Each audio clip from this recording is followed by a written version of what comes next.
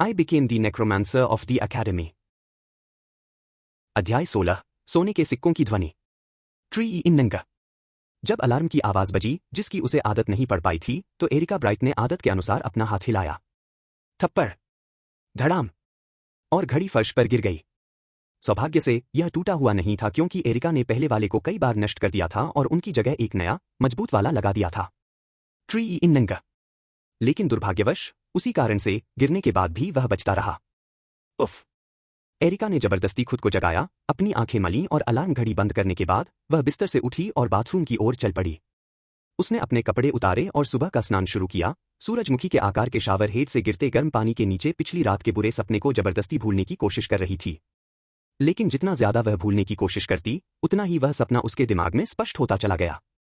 दरअसल यह सिर्फ एक सपना नहीं था, बल्कि यह अतीत में घटी एक घटना थी। हाँ, नहीं, इतना कम समय बीता था कि उसे अतीत कहना सही नहीं होगा, बल्कि यह 2 महीने पहले की एक देर रात की याद थी। उनकी याद में वह देर रात रोबर्न अकादमी के अंधेरे, उदास गलियारों से होकर गुजरती थी। तारों को निहारना महज एक बहाना था। असल में बात सिर्फ इतनी थी कि अपने मंगेतर के बारे में यह अफवाह सुनकर उसे शरारत करने का मन हुआ कि वह हर देर रात अकेले अकादमी में गश्त करता है। उसके मंगेतर, वह एक ऐसा व्यक्ति था जो उन अफवाहों के बिल्कुल विपरीत था जो उसने सुनी थी, और वह उसकी अपेक्षा से कहीं अधिक देखभाल करने वाला और सज्जन व्यक्ति था। वह पहला आदमी था जिसके बारे में एरिका और अधिक जानना चाहती थी। हालांकि बचपन में की गई रणनीतिक साझेदारी एरिका का हमेशा बेड़ियों की तरह पीछा करती रही, लेकिन दूसरे व्यक्ति को देखने के बाद यह उतना बुरा नहीं लगा जितना उसने सोचा था। रोबर्न अकादमी में आए उसे अभी 1 महीना ही हुआ था, लेकिन महज 1 महीने में ही ऐसा समय आ गया जब एरिका को यह जताने का नाटक करना पड़ा कि वह उसके प्यार में पूरी तरह से डूब चुकी है। एरिका, जो पहली बार प्यार की मिठास का स्वाद चख रही थी, देर रात अकादमी में बेचैन कदमों से उसकी तलाश में इधर उधर घूम रही थी। ऐसी अफवाहें थीं कि अकादमी में देर रात भूत घूमते हैं, लेकिन एरिका के लिए, जिसे इन अफवाहों से कोई फर्क नहीं पड़ता था, यह एक अतिरिक्त फायदा था। चूंकि वहां शांति थी और वे दोनों अकेले होंगे, तो क्या तारों को निहारने के बहाने डेट का आनंद लेने के लिए यह एक आदर्श माहौल नहीं होगा? और क्या ऐसे माहौल में स्वाभाविक रूप से हाथ पकड़ना भी संभव नहीं होगा? यह सोचते ही एरिका के दिल की धड़कन तेज हो गई। उसने कभी नहीं सोचा था कि वह दिन भी आएगा जब वह, जिसे हमेशा एक आत्मविश्वासी, सक्षम और शांत स्वभाव वाली प्रोफेसर के रूप में आंका जाता था, एक छोटी बच्ची की तरह सोचने लगेगी। एरिका ने अपनी जीभ से आवाज निकाली और सावधानीपूर्वक अपने हाथ में पहना हुआ सफेद दस्ताना उतारकर अपनी जेब में छिपा लिया। Tap tap tap tap. Dad up. Erica के जूतों की आवाज के बीच एक अजीब सी आवाज सुनाई दी। गलियारे में चल रही एरिका को एहसास हुआ कि यह अजीब आवाज पास के किसी क्लासरूम से आ रही है, और उसने यह सोचकर अपनी चाल थोड़ी तेज कर दी कि यह प्रोफेसर ड्यूस ही होंगे। लेकिन कक्षा के अंदर कदम रखने से पहले दरवाजे के सामने एरिका ने सावधानीपूर्वक अपने चेहरे को छुआ, जो अनजाने में मुस्कुरा रहा था। क्या मुझे उन्हें अपनी मुस्कान दिखानी चाहिए? प्रोफेसर ड्यूस को यह पसंद आएगा, है ना? लेकिन अगर उसका हमेशा का ठंडा व्यवहार अचानक बदल जाए तो क्या वह भी हैरान नहीं होगा? सामान्य दिखने के लिए भावहीन होने का नाटक करने के लिए मजबूर, एरिका ने हताशा में कक्षा का दरवाजा खोला और देखा कि ड्यूस कांप रहा था और अपनी ही गर्दन को गला घोंट रहा था। मरना, मरना, मरना, मरना। जिस तरह से उसने बिना मुंह खोले खुद से चीख चीख कर मरने की गुहार लगाई, वह कुछ इस तरह था। श्निक। नल खोला गया और शावर से गर्म पानी बहना बंद हो गया, और उस समय की यादें पानी के साथ बहकर गायब हो गईं। वाह! तौलिए से पानी पहुंचने के बाद एरिका काम पर जाने के लिए तैयार होने लगी। उसने अपनी सफेद कमीज के ऊपर गहरे नीले रंग का कोट पहना और फिर से एक प्रोफेसर के रूप में बदल गई। एरिका नहीं। उसने आईने में खुद को देखा और गहरी सांस ली। उसकी नजर स्वाभाविक रूप से आईने के बगल वाली दीवार पर चिपके कागज पर चली गई। पहली पंक्ति में लिखा था, रोबर्न अकादमी में स्थित कब्रिस्तानों की सूची। जिस समय उन्होंने इस विषय पर शोध किया और यह सूची लिखी, उस समय उन्हें यह बात पता नहीं थी, लेकिन अकादमी में घट रही विभिन्न घटनाओं के बीच अब उन्हें इस बात का पूरा यकीन हो गया है। यही कारण था कि वह अगली सुबह अपने सामान्य रूप में लौट आया। उसे इस घटना की कोई याद न होने का कारण यही था, और यही कारण था कि अपने हाथों से अपनी गर्दन दबाए होने और ऑक्सीजन की कमी के कारण उसकी त्वचा बैंगनी पड़ जाने के बावजूद वह बोलने में सक्षम था। एरिका को लगा कि आखिरकार उसे इन सवालों के जवाब मिल गए हैं। यह अवश्य ही होगा। कब्जा। जब मैं किताबों की अलमारियों के पन्ने पलट रहा था और खुद ही जवाब ढूंढ रहा था, तभी मेरे बगल में पुशअप्स कर रही फिंडेन खड़ी हो गई और उसने अपना सिर मेरी तरफ घुमाया। क्या चल रहा है? मैंने उसे चेतावनी भरी नजरों से देखा और अपनी भौहें थोड़ी सी सिकोड़ ली। मैं पिछली बार से इस बारे में सोच रहा हूं। अगर आप अनौपचारिक भाषा का प्रयोग करने जा रहे हैं, तो अनौपचारिक भाषा का प्रयोग करें। अगर आप औपचारिक भाषा का प्रयोग करने जा रहे हैं, तो औपचारिक भाषा का प्रयोग करें। मुझे खेद है, लेकिन औपचारिक भाषा मेरे लिए स्वाभाविक नहीं है। तो आप अधिकार के बारे में क्या कह रहे थे? अंततः क्या उसने दोनों रास्तों में से आधा आधा रास्ता चुना? कोई बात नहीं। भेड़िए को जबरदस्ती पट्टा पहनाने से केवल विद्रोह ही होगा। परिवार के तहखाने में मौजूद कंकानुमा कंखजूरा इंगोलचुंग नाम का एक व्यक्ति है। इंगोलचुंग? मैंने तो ऐसे किसी जीव के बारे में पहले कभी नहीं सुना। कोई आश्चर्य नहीं, क्योंकि यह कोई ऐसा प्राणी नहीं है जो दुनिया भर में घूमता था। यह एक किंवदंती का हिस्सा है जो पीढ़ी दर पीढ़ी सुनाई जाती है। एक पौराणिक जानवर? सटीक रूप से कहीं तो इसे एक पौराणिक राक्षस माना जाना चाहिए। फिंडेन ने हाथ बांधकर असमंजस भरा चेहरा बनाया। ऐसा लग रहा था कि उसे बात समझ नहीं आई। आह! फिर एक तीखी आवाज के साथ वह मेरी ओर मुड़ी और शायद मेरी पहले कही हुई बात याद करके उसने पूछा, तो यहां प्रेतग्रस्त होने का क्या मतलब है? कौन प्रेतग्रस्त है? तहखाने में हमने जिस लड़की को देखा वह उस इंगोलचुंग के वश में थी। अब समझ में आया। फिंडन ने सिर हिलाया, मानो उसे आखिरकार कुछ समझ आ गया हो। मैंने डेरियस द्वारा दी गई डायरी बंद की और उसे वापस किताबों की अलमारी पर रख दिया। आपको यह कैसे पता चला? क्या ऐसा कोई रिकॉर्ड मौजूद है? जी हां, बहुत समय पहले की बात है। वर्डी परिवार के एक मुखिया के आदेश पर कई जादूगरों ने भूमिगत रूप से प्रयोग किए। उनके नाम भी रिकॉर्ड में साफ सुथरे ढंग से लिखे हुए थे: मार्क्स, लाफोल्क, आर्मिन, विनी, शीन, कॉटोबेरो। शोधकर्ताओं की लंबी सूची को देखकर मैं दंग रह गया। उस समय क्लार्क गणराज्य के आक्रमण से भयभीत वर्डी के प्रमुख ने मानव हड्डियों का उपयोग करके एक शक्तिशाली राक्षस को बुलाने के लिए एक प्रयोग का अनुरोध किया और वे सहमत हो गए। हम? फिंडेन जो किसी बात को लेकर बेचैन लग रही थी, ने अपनी बाहें मोड़ लीं और चारों ओर देखने लगी। ऐसा लग रहा था कि उसे भी कुछ अजीब होने का एहसास हो गया था। उसकी प्रतिक्रिया को अनदेखा करते हुए मैंने अपनी बात जारी रखी। लेकिन शायद जिस बारे में मैं अब आगे बात करने वाला था वही उसे सबसे ज्यादा परेशान करेगा। इंगोलचुंग के निर्माण के लिए सामग्री, जाहिर है, मानव हड्डियां थीं। उत्तरी वेडन में मृत लोगों को ढूंढना आखिरकार उतना मुश्किल नहीं था। क्या हम अप्रवासी हैं? फिंडेन ने दांत पीसते हुए कहा। उसके लिए यह असहनीय था, लेकिन यह एक सच्चाई थी। वे नॉर्थ वेडन पर्वतमाला को पार करने की कोशिश कर रहे प्रवासियों को पकड़ लेते थे और उन पर प्रयोग करते रहते थे। हालांकि प्रयोग केवल प्रवासियों पर ही नहीं किए जाते थे, लेकिन प्रयोग में शामिल अधिकांश लोग प्रवासी ही थे। हालांकि अंत में क्लार्क गणराज्य ने आक्रमण नहीं किया और यह शोध एक विफलता साबित हुआ और भूमिगत सुविधा को बिना किसी महत्वपूर्ण उपलब्धि के बंद कर दिया गया। बचे हुए उपकरण और प्रयोग में शामिल लोगों को वर्डी हवेली के तहखाने में छोड़ दिया गया था। प्रयोग तभी सफल हुआ जब सभी लोग वहां से चले गए थे। शायद वही लड़की अंत तक जीवित रही। फिर उस लड़की ने अपना दिल कीट देवता को दे दिया और एक राक्षस ने उस पर कब्जा कर लिया और वह उसकी पात्र बन गई। उसके बाद वे लंबे समय तक वहीं दफन और भुला दिए गए अवस्था में रहे। लेकिन अधिकार? क्या वास्तव में ऐसा कुछ होता है? जब फिंडेन ने, जिसने इसके बारे में पहले कभी नहीं सुना था, पूछा, तो मैंने हल्के से सिर हिलाया। यह संभव है, विशेषकर यदि उसमें प्रबल अहंकार हो या यदि वह किसी द्वेष से ग्रस्त भूत हो, तो वह स्वामी के प्रतिरोध को अनदेखा करके शरीर में निवास कर सकता है। कुछ मामलों में किसी व्यक्ति के कब्जे में आने पर वह मूल मालिक की यादों और भावनाओं को भी नियंत्रित कर सकता है और पूरी तरह से एक अलग व्यक्ति बन जाता है। फिंडेन, जो इस विषय में रुचि दिखा रही थी, रुक गई और मेरी तरफ देखा।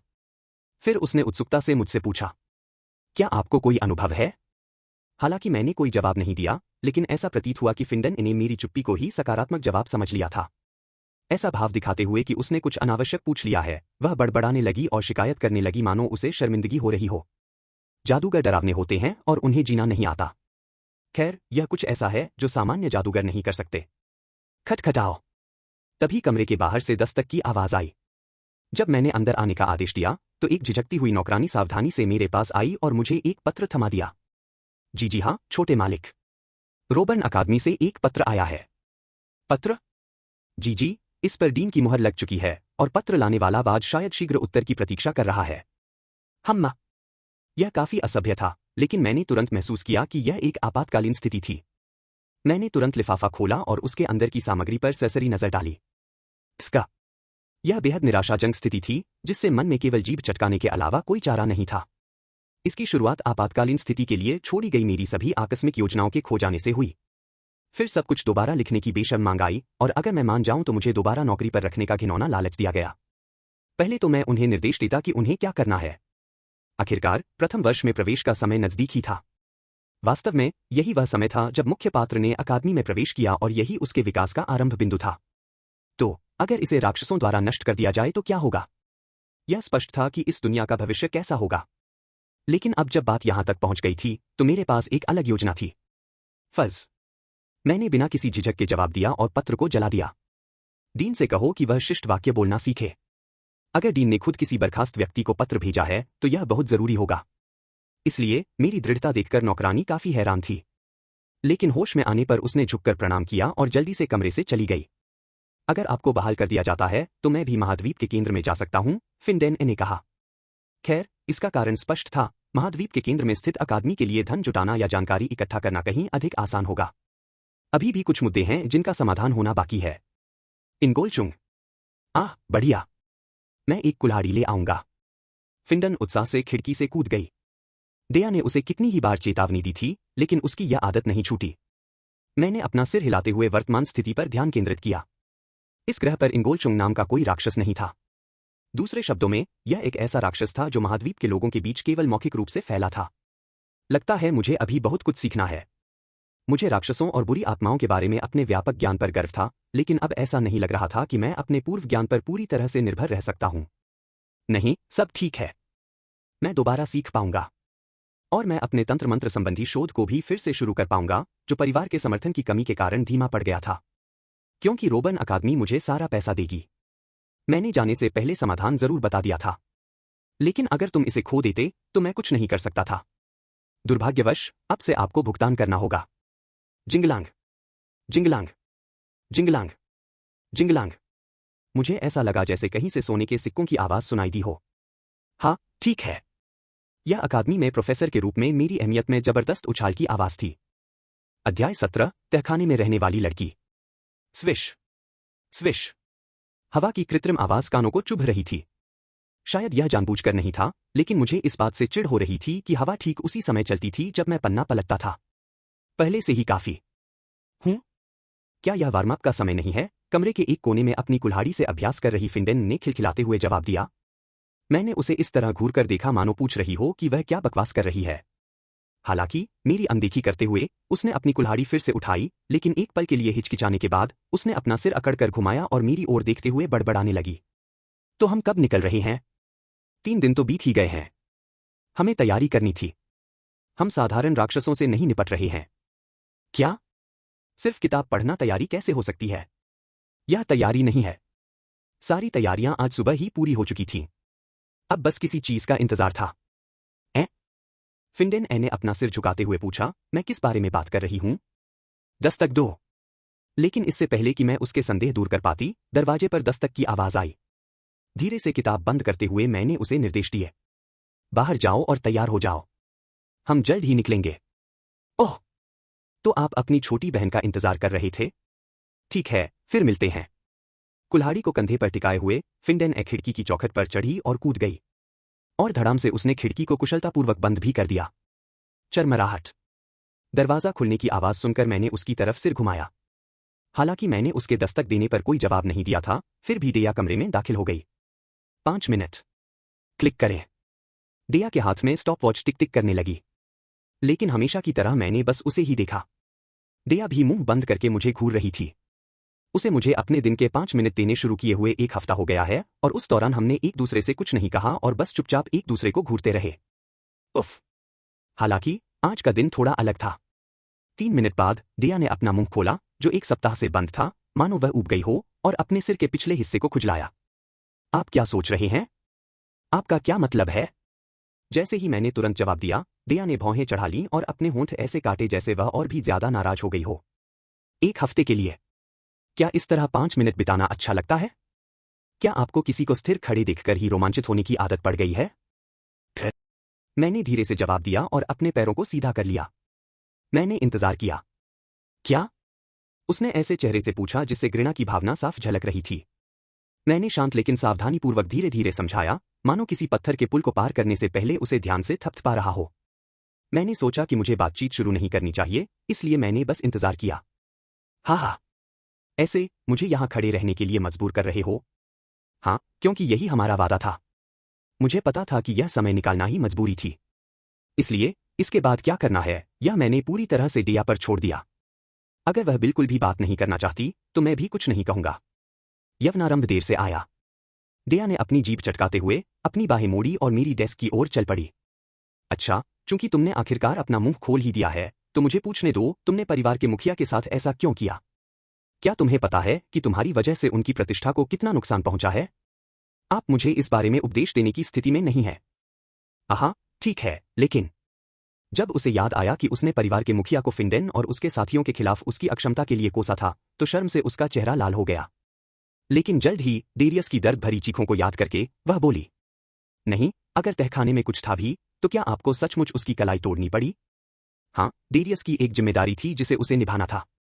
जिम्मेदारी? परिवार के वर्तमान मुखिया के रूप में सच्चाई जानने के बावजूद उन्हें चुप नहीं रहना चाहिए था। मैंने फिंडन को केवल उसकी कलाई तोड़ने का आदेश देकर नरमी बरती।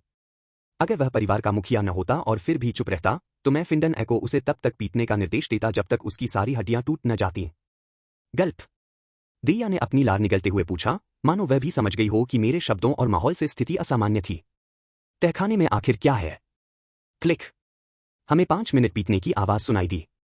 जब मैंने एक पल के लिए स्टॉपवॉच पर नजर डाली, तो दिया चिढ़ गई और गुस्से में घड़ी को अपने कोट की जेब में ठूंस दिया। वहां नीचे क्या है? जैसा कि आपने कहा था, उसे बंद करने के बावजूद नौकर वहां से हर दिन गूंजने वाली अजीब चीखों के कारण पागल हो रहे हैं। यह जानते हुए कि अगर दिया को जरा भी हिचकिचाहट महसूस हुई तो वह तुरंत चली जाएगी, मैंने शांत भाव से उसकी निगाहों में देखा। चिंता मत करो, मैं इसे आज ही सुलझाने की योजना बना रहा हूं। इसे बड़ी परिवार के सदस्य के रूप में मेरी जिम्मेदारी समझो। जिम्मेदारी? हाँ, मैं परिवार के मुखिया के स्थान पर इस जिम्मेदारी को उठाने का इरादा रखता हूं। जैसे ही मुझे बाहर से किसी के आने की आवाज सुनाई दी, मैं अपनी कुर्सी से उठ खड़ा हुआ। लेकिन मुझे अचानक उठते देख दिया ने जल्दी से एक कदम पीछे हट गई। मैं उसके पास से गुजरी और कोट रैक पर टंगा अपना कोट पहन लिया। उसी क्षण दरवाजा खुल गया। मेरे सामने फेंडन खड़ी थी, जिसने नौकरानी की पोशाक के ऊपर एक पीला कोट पहना हुआ था और उसके कंधे पर एक कुल्हाड़ी लटकी हुई थी। हाँ, यह बहुत बढ़िया है। मैं पिछले 3 दिनों से कुछ काटना चाह रहा था। फिंडेन ने जोश से उछल कूद की और मुझे जल्दी करने के लिए कहा। मैंने अपनी छड़ी पकड़ी हुई थी, मैंने अपने कपड़े ठीक किए और दिया की ओर देखा। यह वर्डी परिवार की जिम्मेदारी है। आपको भी इसे देखने का अधिकार है, लेकिन अगर आप नहीं देखना चाहते, तो यहीं इंतजार करें। आज के बाद आपको कोई चीख पुकार नहीं सुनाई देगी। इतना कहकर मैं कमरे से बाहर निकल गया। फेंडन गुनगुनाते हुए मेरे पीछे पीछे आई। और कुछ ही देर बाद, जैसे ही दिया ने दरवाजा खोला, पीछे से भी चिल्लाने की आवाज आई। रुको, मैं भी आ रहा हूं। हम एक बार फिर उस गोदाम के सामने खड़े हो गए जिसका रास्ता भूमिगत था। ढह चुके प्रवेश द्वार को देखकर फिंडेन ने सीटी बजाई, क्योंकि ऐसा लग रहा था कि अब अंदर जाने का कोई रास्ता नहीं था। वाह, इसे खाली करना तो बहुत मुश्किल होगा। इसीलिए मैंने कहा था कि यह परेशानी भरा है। दरअसल, पहले दिन मैंने अकेले नीचे जाने की कोशिश की, लेकिन मैं अंदर नहीं जा सका क्योंकि मलबा रास्ता रोक रहा था। अपनी बाहें मोड़े हुए दिया ने मुझे ऐसे घूरा जैसे मैंने कोई बुरा काम किया हो। उन दोनों को एक तरफ हटने के लिए कहने के बाद मैंने अपनी छड़ी के सिरे को मलबे पर थपथपाया। इसमें ज्यादा समय नहीं लगेगा। मेरे द्वारा समाहित की गई आत्माएं मेरी छड़ी के माध्यम से बाहर निकलने लगीं। फिर मलबे में समाहित जीव साधारण ब्लेड जैसे पवन क्षुद्रणों में परिवर्तित हो गए। Crack, crack, crack. मलबे को बारीक धूल में बदल दिया गया और एक रास्ता साफ कर दिया गया। और भीतरी भाग दिखाई दिया। भीतरी भाग खाली था, एक गुफा की तरह, क्योंकि यह मूल रूप से एक मार्ग था। क्या, यह तो कमाल है। जैसे ही मैंने अपने कंधे उचकाए, फाइंडन, जो उम्मीद भरी निगाहों से मेरी ओर देख रही थी, सबसे पहले अग्रिम पंक्ति में गलियारे में प्रवेश कर गई। डेया, जो मुझे खाली निगाहों से घूर रही थी, मेरे पीछे पीछे आते हुए हिचकिचाते हुए बोली, क्या, तुमने अभी क्या किया? यह सिर्फ हवा चलाना नहीं था, इसमें कई जादुई हरकतें थीं। यह ऐसा था जैसे ही मैंने उसकी तरफ देखा, डेया ने अजीब तरह से कुछ बोल दिया। ऐसा लग रहा था मानो जादू जीवित हो उठा हो। यह एक बेहतरीन जवाब था, लेकिन मैंने उसे सच बताने का इरादा नहीं किया था। राज्य में जादू टोना करना मना था, और तो और इसका कैजुअली इस्तेमाल करना भी। अगर मैंने इसका लापरवाही से इस्तेमाल किया, तो दिया मुझसे और भी ज्यादा नफरत करेगी। एक अपराधी नेक्रोमेंसर का अतिरिक्त खिताब भी मुझे अच्छा नहीं लग रहा था। हम सीधे तहखाने की ओर चल पड़े। ढह चुके मलबे पर कदम रखते हुए तहखाने तक पहुंचने में काफी समय लगा, लेकिन हम उस कमरे तक पहुंचने में कामयाब रहे जहां इंगोलचुंग एक बार फिर मौजूद था। फिंडेन आई, उस कीड़े को यथासंभव लंबे समय तक रोकने की कोशिश करो। अगर संभव हो तो उसे मार देना सबसे अच्छा होगा, लेकिन इसकी संभावना कम है। मैंने पहले ही इसके कौशल स्तर का आकलन कर लिया है। मैं इसका ख्याल रख सकता हूं। फिंडेन ने आत्मविश्वास से चिल्लाया, लेकिन मैंने उसे कुछ नहीं कहा। आखिरकार, इसकी क्षमताओं को समझने के लिए इसे स्वयं अनुभव करना आवश्यक था। दिया, तुम। मुझे लगा कि समस्या दिया है, लेकिन उसने अपने कोट का किनारा पीछे खींचकर अपनी कमरबंद पर बंधी लंबी बैरल वाली पिस्तौल दिखाई। यह एक जादुई बंदूक है। मुझे अपनी रक्षा करने में सक्षम होना चाहिए। क्या? क्या राज्य के लोगों के पास भी बंदूकें थीं? फिंडेन को यह बात बेहद दिलचस्प लगी क्योंकि उसे ऐसा लग रहा था कि बंदूकें केवल क्लार्क गणराज्य में ही पाई जाती हैं, लेकिन डेया ने अपनी बंदूक की जांच करते हुए जवाब दिया, हमारा नॉर्थ वेडन गणराज्य के सबसे करीब है, इसलिए जाहिर है कि तकनीक यहां सबसे तेजी से पहुंचती है। हाँ, लेकिन इससे ज्यादा फायदा नहीं होगा। क्या? डेया ने गुस्से से मेरी तरफ देखा, लेकिन मैंने उसकी अनदेखी करते हुए दरवाजा खोलने के लिए हैंडल पकड़ लिया। दरवाजा खोलने के बाद मैंने फिंडन को एक और आदेश दिया, डेया की यथासंभव रक्षा करो। मुझे समझ आ गया, चलो जल्दी से अंदर चलते हैं। चूंकि यह एक बहुप्रतीक्षित लड़ाई थी, इसलिए उत्साह से भरी हुई फिंडेन ने दरवाजा खोलकर अंदर प्रवेश किया। अंधेरे में स्थिर पड़े मानव कंकाल ने हमारी उपस्थिति को भांप लिया और तुरंत अपनी आंखों के सॉकेट में नीली चमकती हुई पुतलियों के साथ हमारी ओर रेंगना शुरू कर दिया। टाडप टाडप टाडप, रोंगटे खड़े कर देने वाले कदमों की आवाज जमीन पर पड़ी, जैसे ही वह तेजी से दूरी कम करने लगा। डियास का मुंह आश्चर्य से खुला रह गया, उसे सबसे बड़ा झटका लगा क्योंकि वह इंगोलचुंग के बारे में कुछ भी नहीं जानती थी। अरे वाह! ये क्या है? हवेली के तहखाने में ऐसी कोई चीज थी? डेया के सामने खड़े होकर मैंने माना उत्पन्न करने के लिए अपनी छड़ी को जमीन पर थपथपाया। चल दर! अपने कंधे पर कुल्हाड़ी लटकाए हुए फिंडन जमीन पर गिरी और तेजी से आगे बढ़ी। फिंडन के मामले में गति स्पष्ट रूप से कहीं अधिक तेज थी। कीड़ा अपना मुंह ठीक से खोल भी नहीं पाता, उससे पहले ही वह आगे की ओर छलांग लगाकर अपनी कुल्हाड़ी सीधे उसकी खोपड़ी के सामने घुमा चुकी थी। स्क्विश!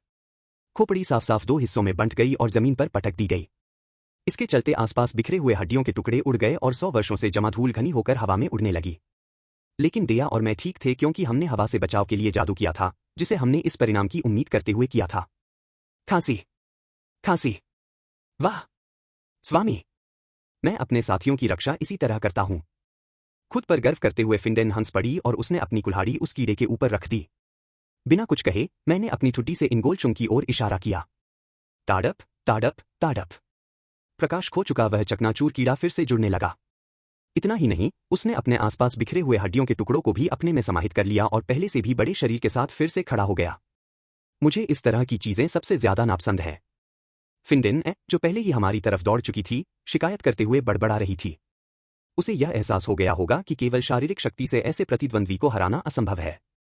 मैंने जादू को मुक्त किया और फेंडन के बगल में खड़ा हो गया। मेरी निगाह उस लड़की पर टिकी थी जो कीड़े की पूंछ के अंत में पूरी तरह से सूखकर एक शव बन चुकी थी। जब तक मैं इंगोलचुंग तक नहीं पहुंच जाता, तब तक उसकी गतिविधियों को रोक दो। मैं समझता हूं, लेकिन क्या आप उसे मारने की योजना बना रहे हैं? फिंडेन ने धीमी आवाज में पूछा। मेरे पीछे खड़ी डेया भी मुझे खाली निगाहों से देख रही थी, मानो वह भी मेरे जवाब का इंतजार कर रही हो। उनकी प्रश्नपरक निगाहों को देखते हुए मैंने एक कदम आगे बढ़ाया। जो व्यक्ति पहले ही मर चुका है, उसे मारा नहीं जा सकता। यह वह सच्चाई थी जिसे मैंने अपने अतीत और वर्तमान जीवन दोनों में स्वयं महसूस किया और अनुभव किया। मरे हुए लोग अब मर नहीं सकते। मेरा आदेश केवल उन्हें यथास्थान बनाए रखने का था, उन्हें जलाना या नष्ट करना असंभव था। हमेशा की तरह अब सिर्फ एक ही उपाय है। उस क्षण अजीब तरह से मुझे ऐसा लगा जैसे मेरी नजर उस लड़की से मिल गई हो जिसके दिल में इंगोलचुंग का गाना बसा हुआ था। मेरी नजर उस लड़की की आंखों से पड़ी जिसे पकड़कर उस पर प्रयोग किए जा रहे थे, वह दयनीय बच्ची जिसे उसके शरीर से कई गुना बड़े एक विशाल परजीवी द्वारा घसीटा जा रहा था। सभी आत्माएं अपने अफसोसों और शिकायतों के बारे में बहुत ही गुप्त रूप से फुसफुसाती हैं। ये फुसफुसाहटें भाषा, क्रियाएं या निशान बन सकती हैं। जैसे ही इंगोलचुंग को कुछ महसूस हुआ, वह मेरी ओर दौड़ा और फिंडेन ने उसे रोकने के लिए तुरंत कदम उठाया।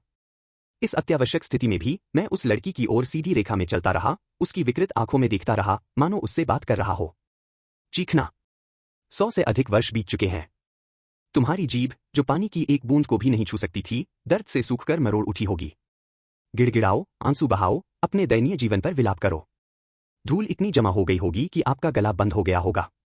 कीड़े कोड़ों ने आपका मांस कुतर दिया होगा और मकड़ियों ने कीड़ों को आकर्षित करने के लिए आपके ऊपर जाले बना लिए होंगे। लेकिन जाग जाओ और अपना सारा गुस्सा मुझ पर निकालो। भले ही आपकी आत्मा पूरी तरह से नष्ट हो चुकी हो और अब उसका पुनर्जीवन संभव न हो और आपको मृत्यु के बाद भी शांति न मिली हो, फिर भी। अचानक मुझे ऐसा लगा जैसे उस लड़की की संशय भरी निगाहें मेरी ओर मुड़ गईं, मानो वह पूछ रही हो, अगर मैं तुमसे बात भी करूं तो क्या बदलेगा? मैंने जवाब दिया, तब मैं तुम्हें बचा लूंगा। अध्याय का अंत। अध्याय 18, जन्मदिन का उपहार। नमस्ते, मेरा नाम इमिली है। मैं 8 साल की हूं। इस उम्र में अगर मैं अपने कानों में फूल लगाकर इधर उधर घूमूं, तो भी लोग मुझ पर हंसते हैं और कहते हैं कि मैं प्यारी लग रही हूं। आमतौर पर इस समय तक मुझे स्कूल की छुट्टी हो जानी चाहिए थी और घर पर नाश्ता कर रही होनी चाहिए थी, लेकिन आज हम एक बर्फीले पहाड़ पर चढ़ रहे हैं। क्यों? वैसे तो मैं चढ़ाई कर रहा हूं, लेकिन मुझे इसके बारे में ज्यादा जानकारी नहीं है। मम्मी और पापा ने अभी मुझे बताया कि हम अब फ्लावर गार्डन में नहीं रह सकते, इसलिए हमें यहाँ से जाना पड़ेगा। ओह, फ्लावर गार्डन मेरा गृहनगर है। क्लार्क गणराज्य में भी यह अपने खूबसूरत फूलों के लिए प्रसिद्ध है। वैसे मुझे पीले फूल सबसे ज्यादा पसंद हैं। वे मुझ पर सबसे ज्यादा जंचते हैं। लेकिन मम्मी पापा ने मुझे उनके पास जाने से मना किया था। मुझे तो उनकी गंध भी नहीं आती, इसलिए मेरे पास उन्हें दूर से देखने के अलावा कोई विकल्प नहीं है। खैर, यह झूठ है। दरअसल मेरे पिताजी वनस्पति उद्यान में एक उच्च पदस्थ अधिकारी हैं, इसलिए मुझे हमेशा किसी की नजर न होने पर पीले फूलों को छूने का मौका मिल जाता था। एमिली, क्या तुम थक गई हो? क्या तुम चाहती हो कि मैं तुम्हें गोद में उठा लूं? मुझे लगता है मेरे पिताजी को मेरी चिंता थी। मैंने मुस्कुराकर उन्हें बताया कि मैं ठीक हूं। अगर आपकी उम्र 8 साल है तो आप चढ़ाई करने के लिए काफी बड़े हो चुके हैं, है ना? इसके अलावा मैं कल से एक महिला बन गई हूं। तुम क्यों पूछ रहे हो? क्योंकि कल मेरे पड़ोस में रहने वाले डेल्फिन ने मुझसे अपने प्यार का इजहार किया। मैंने किताबों से सीखा है कि जब आप प्यार को जान लेते हैं तो आप एक सभ्य महिला बन जाते हैं। तो मैं भी एक महिला बन गई। बेशक मैंने उसके कबूलनामे को खारिज कर दिया। क्लार्क गणराज्य में 20 वर्ष से कम आयु के लोगों के साथ डेटिंग करना गैरकानूनी है। डेल्फिन ने कहा कि इसे छुपकर करना ठीक रहेगा, लेकिन अगर किसी को पता चल गया तो मेरे माता पिता को यातना शिविर में भेज दिया जाएगा। इसलिए मैंने मना कर दिया। लेकिन खैर, चूंकि हम यहां से जा रहे हैं तो हमें गणतंत्र के कानून का पालन नहीं करना पड़ेगा, है ना? तो मैं इस पर विचार करूंगा। बेशक डेल्फिन को फिर से कबूल करना होगा। क्या तुम्हें भूख नहीं लगी? नहीं, मैं भूखा नहीं हूं। ठीक है, चलो जल्दी से इस पहाड़ को पार करके जन्मदिन की पार्टी मनाते हैं, मां ने मेरे सिर पर हाथ फेरते हुए कहा। वाह, पार्टी! मां के हाथों में मोटे दस्ताने पहने हुए मेरे बालों को सहलाना कितना अच्छा लगता है। वैसे क्या मैं आपको एक रहस्य बता सकता हूं? आज मेरा जन्मदिन है। अरे, मुझे क्या उपहार मिल सकता है? मैं सचमुच इसके लिए तत्पर हूं। दरअसल बर्फीला पहाड़ बहुत ही ढलान वाला है। वयस्कों के कदम भी इतने तेज हैं कि उनके साथ चलना मुश्किल है, इसलिए मैं मन ही मन उम्मीद कर रही थी कि मुझे उपहार में गर्मागर्म और मुलायम पैनकेक मिले। फिर भी मुझे धैर्य रखना होगा। अगर हम इस पहाड़ को पार कर लें तो हमें स्वादिष्ट खाना जरूर मिलेगा, है ना? फिर तो सब लोग मुझे बधाई भी देंगे, है ना? ऐ? हालांकि अचानक मेरे आगे चल रहे लोग कुछ चिल्लाने लगे।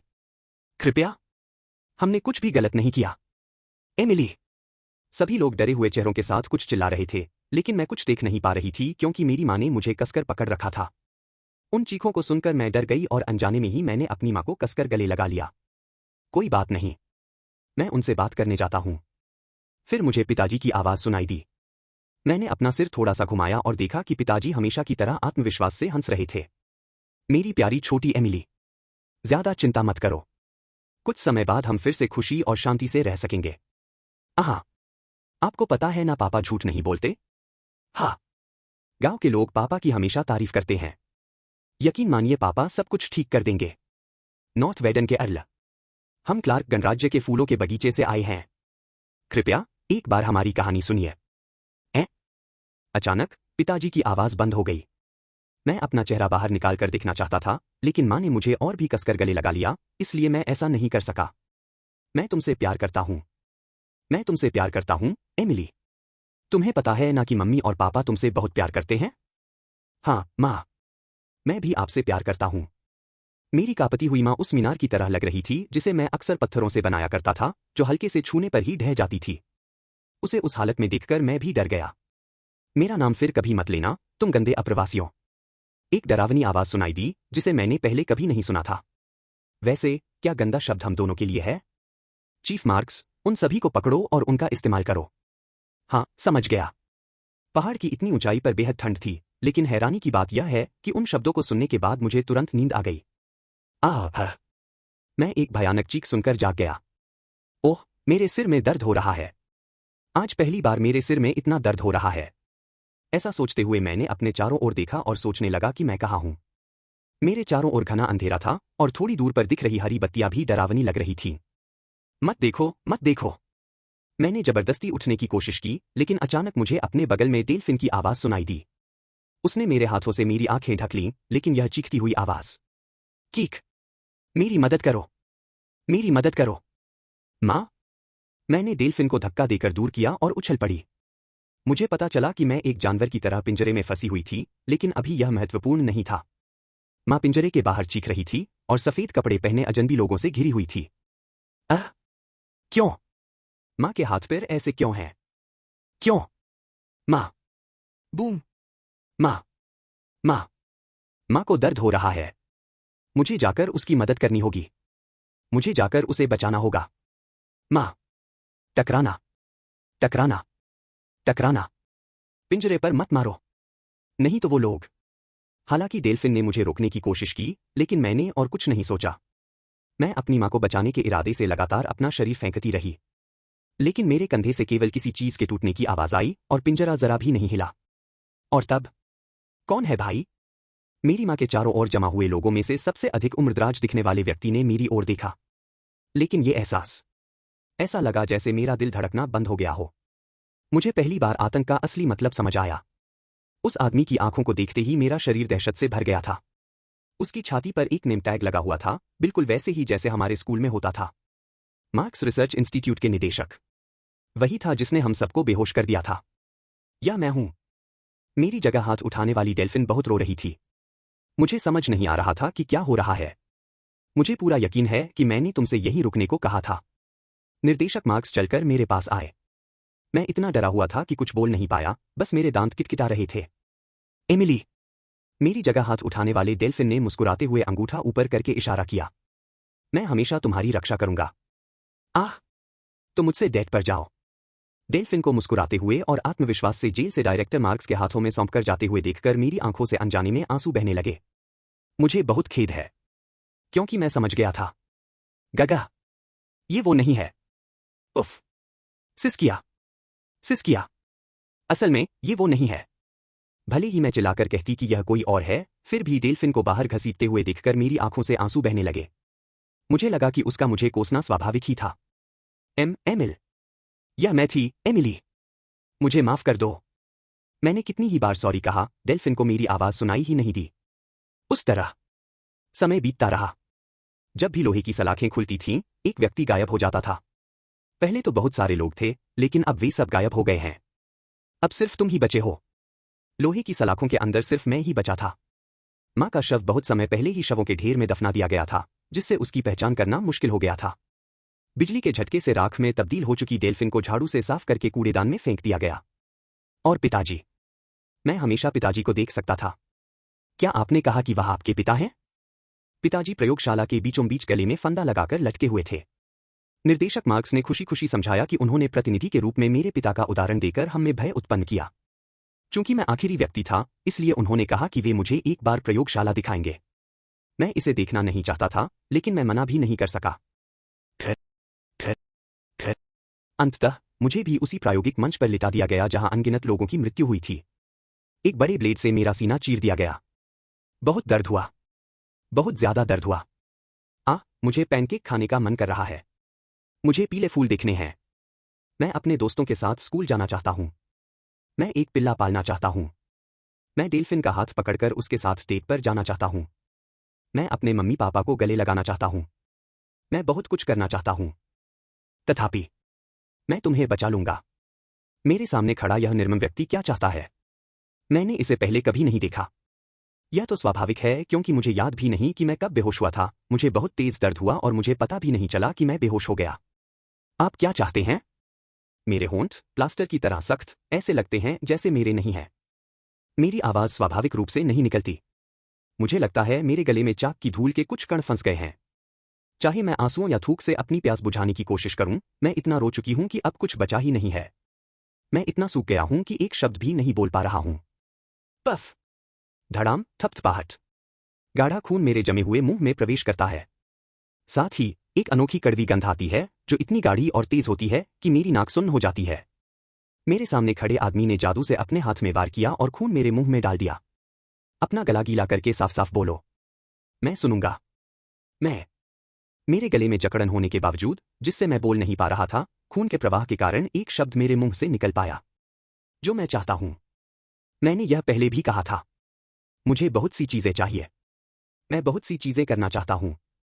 लेकिन अगर मुझे सिर्फ एक चीज चुननी हो, अगर ये मेरे जीवन का आखिरी शब्द है, तो शायद ये एक जन्मदिन का तोहफा है जो थोड़ा देर से मिला। तो मैं जो चाहता हूं वह यह है। बदला। मुझे बदला चाहिए। यह सुनकर उस निर्मम व्यक्ति के चेहरे पर मुस्कान आ गई, एक ऐसी मुस्कान जो मुझे लगा कि वह कभी नहीं बना सकता। जी हाँ, आपने सही कहा। उस लड़की की आत्मा को मुझ पर भरोसा था। एमिली के मन में व्याप्त आक्रोश, जो धीरे धीरे मुझ में भी समा गया, असहनीय रूप से भारी था, जिससे मैं पल भर में लगभग घुटनों के बल गिर पड़ा। जब मैं लड़खड़ाया तो फिंडेन ने मेरा सहारा दिया। जिस राक्षस से वह निपट रही थी, वह अब एक बेजान हड्डी बन चुका था क्योंकि एमिली की आत्मा, माध्यम, गायब हो चुकी थी। वह उस बच्चे की याद थी, है ना? आपने इसे देखा था? हाँ। हाँ, यह संभव था। जिन आत्माओं में बहुत अधिक आक्रोश होता है, वे अक्सर अपना अतीत प्रकट करती हैं। वे चाहती हैं कि कोई उन्हें जाने। फिंडेन ने अपने मुंह को कसकर भींच लिया। दिया भी हमारे पास आई, मानो उसने बड़ी मुश्किल से अपना संतुलन बनाए रखा हो, मानो उसके शरीर ने अपनी ताकत खो दी हो। तो यही हमारे परिवार का रहस्य है। दिया, जो काफी सदमे में लग रही थी, ने अपने दोनों हाथों से अपना चेहरा ढक लिया और मुझसे ऐसे पूछा जैसे वह सांस लेने के लिए हांफ रही हो। आप क्या करने जा रहे हैं? आपका क्या मतलब है? आपने कहा था कि आप उसे बदला लेने में मदद करेंगे। फिर फिंडेन एआई ने भी मेरी तरफ देखा। आप डेरियस को जवाबदेह नहीं ठहराने वाले हैं, है ना? उसके पास जिम्मेदारी न लेने के पाप के अलावा और कुछ नहीं है। भले ही सब कुछ खत्म होने के बाद उसे सच्चाई पता चल जाए, लेकिन अगर उसे इसके लिए दोषी ठहराया जाए तो यह बहुत ज्यादा होगा। तो फिर हमें क्या करना चाहिए? वह बच्चा जो बदला लेना चाहता है, वह तो पहले ही असंभव है, क्योंकि सब लोग पहले ही मर चुके थे। एमिली नाम की वह लड़की कम से कम 150 साल पहले की थी। स्वाभाविक रूप से संबंधित सभी लोग पहले ही मर चुके थे। लेकिन छड़ी। जब मैंने अपना हाथ आगे बढ़ाया, तो जमीन पर गिरी हुई छड़ी उड़कर मेरी ओर आ आई। खून निकालते समय यह मेरे हाथ से फिसल गया था। यह रहा। चूंकि कीड़ा पहले ही गायब हो चुका था, इसलिए स्कार्म, जो तहखाने तक आने में सक्षम था, ने सावधानीपूर्वक मेरे हाथ में एक छड़ी रख दी। दोनों महिलाएं इस बात से हैरान थीं कि बिना किसी शक्ति के हेरफेर के छड़ी मेरे पास उड़कर आ गई थी। मैंने फेंडन को धक्का देकर दूर कर दिया और छड़ी के सहारे अपने शरीर को संभाला। आक्रोश इतना प्रबल था कि मुझे ऐसा लगा जैसे मेरा शरीर टुकड़े टुकड़े हो जाएगा। लेकिन अभी भी बहुत काम बाकी था। क्या आपको याद है मैंने क्या कहा था? क्या? तुम किस बारे में बात कर रहे हो? गहरी सांस लेते हुए मैंने भ्रमित दिख रही दोनों महिलाओं को फिर से समझाया। सभी आत्माएं अपने दुख और अफसोस को बहुत ही गुप्त रूप से फुसफुसाती हैं। मेरे पिछले जन्म और इस जन्म में हर आत्मा के लिए यही स्थिति थी। इसे एक तरह की पहेली की तरह समझना आसान है। भले ही हर आत्मा अपने विचारों को एक पहेली की तरह छुपाती है, लेकिन उनका इरादा विचारों को छुपाने का नहीं होता। इसके विपरीत, वे चाहते हैं कि कोई सही उत्तर खोज निकाले। अचानक, क्या? दिया ने मुझे रोकने की कोशिश की, लेकिन मैं बोलता रहा। यह तो उनका स्वभाव है। लेकिन उनमें से ज्यादातर सोचते हैं कि उनके साधारण से क्विज बहुत ही शानदार है। मुझे यह पता था क्योंकि मैंने ही कई आत्माओं के कष्टों को दूर किया था। वे बस अकेले इंसान थे, जो बार बार एक ही तरह के विचारों का अनुसरण कर रहे थे। उदाहरण के लिए, कुछ आत्माएं ऐसी होती हैं जो उल्टी बातें करती हैं और व्यवहार करती हैं। उनका व्यवहार विचित्र और उत्तेजक होता है, लेकिन वास्तव में वे छोटे बच्चों की तरह होती हैं जो सिर्फ ध्यान आकर्षित करना चाहती हैं। फिंडेन और डेया असमंजस में दिख रहे थे, मानो उन्हें मेरी बात समझ नहीं आ रही हो। हालांकि मैं अभी उनसे बात नहीं कर रहा था। तो मैं जो कहना चाहता हूं वह यह है कि मैंने धीरे से अपना सिर उठाया और तुरंत हमला करके बदला लेने की इच्छुक उग्र एमिली को शांत करते हुए मैंने बात की। स्क्रम, नामों को उल्टे क्रम में जोड़ना एक बहुत ही आम पहेली है। फिर उसके चेहरे पर कोई भाव नहीं बचा। मैंने तिरस्कार से भरी व्यंग्यात्मक हंसी के साथ पूछा, क्या तुम्हें सच में लगा था कि तुम इस तुच्छ हरकत से मुझे बेवकूफ बना सकते हो? जिस दिन मेरी पहली मुलाकात स्क्रम से हुई, उन्होंने अपना परिचय मुझसे इस प्रकार दिया। मेरा नाम स्क्रम है, और 150 साल पहले मुझे जो एहसान मिला था, उसके लिए आखिरकार डेट्रोस वर्डी को चुकाने का अवसर मिलना मेरे लिए सम्मान की बात है। क्या तुम सचमुच एक साधारण नौकर का वेश बनाकर मुझे धोखा देने की कोशिश कर रहे थे? क्या तुम्हें सच में लगा कि तुम मुझे उल्टा नाम बताकर बच जाओगे? हाँ। स्क्रैम, या यूं कहें कि अनुसंधान निदेशक मार्क्स, मुस्कुराए और अपना सिर खुजलाया। क्या ऐसा इसलिए है क्योंकि मरने के बाद मेरे पास दिमाग नहीं बचा था? पकड़े जाने के बावजूद भी मार्क्स इतना साहसी बना रहा। मैंने कभी नहीं सोचा था कि मुझे ऐसे मूर्ख दूसरे बेटे के हाथों भेद खुल जाएगा। फिर तो आप क्या सोच रहे हैं? मार्क्स ने कंधे उचकाए और अविश्वास जताते हुए अपने होठों के कोने ऊपर उठाए। क्या तुम मेरा न्याय करोगे? किस अधिकार से? तुम वडी हो। मैंने तो बस तुम्हारे परिवार के आदेशों का पालन किया। एक तरह से मैं भी पीड़ित हूं। फिर अगर आप किसी का न्याय करना चाहते हैं, तो अपने पूर्वजों का न्याय करें। इन प्रयोगों को अंजाम देने वाले मुख्य योजनाकारों के वंशज होने के नाते, अगर आप मेरा न्याय करने की कोशिश करते हैं तो आप एक नाजायज संतान से कम नहीं है। मैंने उस बच्चे की इच्छा पूरी करने का फैसला किया है। यह कैसी दलील है? आपका मतलब बदला है? क्या इसे सचमुच उस लड़की का बदला कहा जा सकता है? आपने इसे पहले भी कई बार देखा होगा। उस लड़की की आत्मा मेरे हाथ के ऊपर मंडरा रही थी। मेरी तंत्र मंत्र विद्या के माध्यम से वह, जो मुझमें समाहित हो गई थी, धीरे धीरे एक विशाल नीली लौ में परिवर्तित हो रही थी। आत्मा में माना ऊर्जा समाहित होती है। फिर नीली लौ ने एक छोटी लड़की का रूप धारण कर लिया और जमीन पर खड़ी हो गई। मैं केवल उसकी आत्मा में निहित माना को जादू में परिवर्तित करता हूं। प्रेत विद्या के माध्यम से आत्माओं को भगाना एक काफी उच्च स्तर की कठिनाई वाला कौशल था। साधारण जादूगरों के पास मेरी तरह विशेष आंखें नहीं थीं, इसलिए वे आत्माओं का स्वरूप नहीं देख सकते थे और न ही उनसे बातचीत कर सकते थे। लेकिन अगर ऐसा था तो फिर जादूगर आत्मा को नियंत्रित करने में सक्षम क्यों थे? यह दर्द के माध्यम से हुआ। जादू से आत्मा को पीड़ा पहुंचाकर उन्होंने उन्हें नियंत्रित और वश में कर लिया। जादू टोने के केवल बुनियादी कौशल के साथ अगर मैं उसे भूत प्रेत से मुक्त करना भी चाहूं तो भी मैं ऐसा नहीं कर पाऊंगा। उन्हें जो पीड़ा सहनी पड़ती है वह कभी खत्म नहीं होती। जादूगर की ज्वालाएं मृतकों को असहनीय पीड़ा देती हैं, जिससे उन्हें मृत्यु के बाद मिलने वाले विश्राम से वंचित होना पड़ता है। लेकिन मेरे मामले में वह लड़की मेरी ज्वाला बन गई थी। मैंने उसे पीछे से धीरे से धक्का दिया और फुसफुसाया, जन्मदिन मुबारक हो, एमिली। अध्याय 19 गड़बड़। एमिली, जो मृतकों का न्याय करने की शक्ति से युक्त नीली ज्वाला बन चुकी थी, शांत भाव से मार्क्स की ओर चली। यह एक ऐसी शांति थी जो उसके अंदर व्याप्त उग्र क्रोध और आक्रोश के बिल्कुल विपरीत थी, लेकिन एमिली ने इसे अनुभव से सीखा था। अचानक हमले की बजाय यह कहीं अधिक भयावह होता है जब कोई ऐसी चीज जिससे आप डरते हैं धीरे धीरे आपके करीब आती है, जिससे आपके मस्तिष्क को अगले ही पल होने वाले सभी भयावह भविष्य की कल्पना करने के लिए पर्याप्त समय मिल जाता है। दरअसल उसने यह बात खुद मार्क्स से सीखी थी। लोहे के पिंजरे में बंद जब भी शोधकर्ताओं के कदमों की आहट सुनाई देती, वह डर से कांप उठती थी, यह सोचकर कि शायद दिन के अंत में वह भी उन अन्य लोगों की तरह न रह जाए जिन्हें कभी सलाखों के पीछे बंद किया गया था। उन दिनों को याद करते हुए मार्क्स तक पहुंचने का क्षणिक समय भी प्रतिशोध के रूप में इस्तेमाल किया जा रहा था।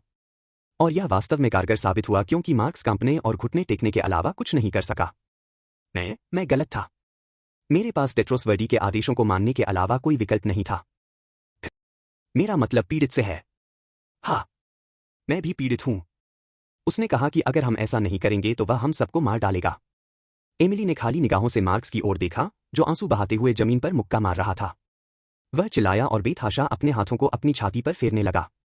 कृपया, मैं आपसे विनती करता हूं, कृपया मुझ पर दया कीजिए। बस थोड़ी सी दया। ऐसा लग रहा था कि अगर उसे उसके पैर चाटने के लिए भी कहा जाता तो वह ऐसा कर देता। एमिली अचानक रुक गई और बिना हिले डुले खड़ी रही। डेट्रोस वर्डी को इंगोलचुंग नामक राक्षस के अस्तित्व के बारे में कहां से पता चला? इसीलिए जब मैंने हस्तक्षेप किया तो मार्क्स ने मुझे अपनी आंखों से घूर कर देखा। अगर ऐसे समय में मैं मजाक कर सकता तो मैं जरूर व्यंग्यात्मक चेहरे के साथ मजाक करता, लेकिन उसके जैसे व्यक्ति के साथ व्यवहार करने का एकमात्र तरीका यही था कि मैं उसके साथ ठंडे और भावहीन तरीके से पेश आऊं। डेट्रोस ने आत्मा चुराने वाले मानवकीट पोशी को ही क्यों चुना? कई अन्य राक्षस भी थे। उसने ऐसे राक्षस को क्यों चुना जिसे मानव हड्डियों की इतनी सख्त जरूरत है और जो लोगों के बीच ज्यादा जाना पहचाना नहीं है? हमें। मार्क्स ने मेरा नाम ऐसे थूका जैसे उसे उल्टी आ रही हो। मैंने उसकी बात अनसुनी करते हुए डेट्रोस वर्डी की डायरी का एक पन्ना बाइबिल की आयत की तरह सुनाया। 25 नवंबर को मार्क्स नाम का एक व्यक्ति मुझसे मिलने आया। उसने बताया कि हाल ही में नॉर्थ वेडन पहाड़ों को पार करके आने वाले प्रवासियों की बढ़ती संख्या युद्ध का एक अशुभ संकेत है। उनकी बातें इतनी दिलचस्प थीं कि बातचीत के दौरान एक समय मैं उनमें पूरी तरह खो गया। उस समय तो मुझे इसका एहसास नहीं हुआ, लेकिन जब मैं यह डायरी लिख रहा हूं तो मुझे यह बात समझ में आई कि शायद वह ईश्वर के उद्देश्य की पूर्ति के बजाय अपनी निजी इच्छाओं को पूरा करने के लिए मेरा इस्तेमाल कर रहे थे। लेकिन इससे क्या फर्क पड़ता है?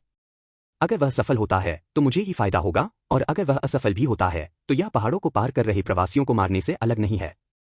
उनके पास ज्ञान है और मेरे पास सामग्री है, और कुछ कहने की जरूरत नहीं थी।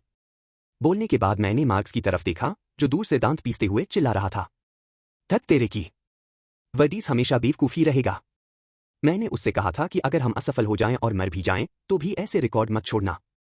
कितना मूर्ख है, मरने के बाद अपनी अज्ञानता का पर्दाफाश कर रहा है। मार्क्स, जो इस योजना का असली सूत्रधार और सूत्रधार निकला, ने एमिली की ओर देखा। लेकिन पूरी सच्चाई सुनने के बावजूद एमिली वहीं खड़ी रही। उसे देखकर मैंने हल्की मुस्कान के साथ एक आह भरी। हाँ, वह सचमुच एक बहुत ही प्यारी लड़की थी। उसके हंसमुख व्यक्तित्व ने मुझे भी, जो कि एक वयस्क होने का दावा करता था, खुद को केवल 8 साल का बच्चा समझने पर मजबूर कर दिया था। क्या? तुम अभी किस बात पर हंसे? मेरी अचानक हंसी देखकर फिंडेन हैरान रह गई, जबकि डेया ने एक जटिल भाव प्रकट किया। वे दोनों केवल एमिली के आकार में जलती हुई लपटों को देख सकते थे, लेकिन मार्क्स अदृश्य था, इसलिए वे समझ नहीं पा रहे थे कि क्या हो रहा है, लेकिन मेरा समझाने का कोई इरादा नहीं था। माफ करें। अंततः एमिली ने अपना मुंह खोला। मार्क्स चापलूसी से कांप उठा और उसने अपना माथा जमीन पर पटक दिया। मैं आत्मचिंतन कर रहा हूं। मुझे पता है मैं कितना मूर्ख था। इसीलिए क्या आपको किसी चीज की उम्मीद थी? क्या? मार्क्स की पुतलियां धीरे धीरे एक कीड़े की तरह ऊपर की ओर बढ़ी और जब वे एमिली के चेहरे पर पहुंची तो उसकी आंखें चौड़ी हो गईं और उसका मुंह अनायास ही खुल गया। वह अवाक रह गया। आह आह आह। उसकी मुस्कान देखकर और यह महसूस करके कि एमिली का उसे माफ करने का कोई इरादा नहीं था, उसने एक अजीब सी आवाज निकाली। अरे, तुमने तो हमारे साथ ऐसा पहले भी कई बार किया है ना? हमें यह उम्मीद दिलाकर कि तुम हमें बख्श दोगे और फिर हमें प्रयोग के लिए ले जाओगे, जो मौत से भी बदतर है। आह, यह तो मजेदार है। मुझे लगता है कि मुझे पता चल गया है कि ऐसा करते समय आप इतना क्यों हंसे।